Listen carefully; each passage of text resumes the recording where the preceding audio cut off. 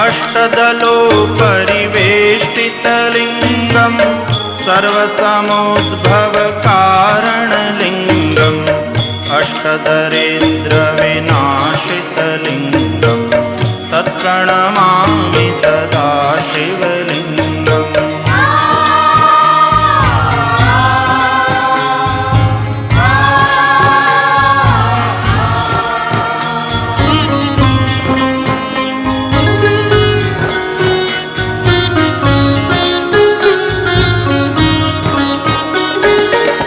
सुरगुरुसुरवरपूजितलिङ्गं सुरवनपुष्पसदार्चितलिङ्गं परात्परं परमात्मकलिङ्गं तत्प्रणमामि सदा शिवलिङ्गं तत्प्रणमामि सदा शिवलिङ्गम्।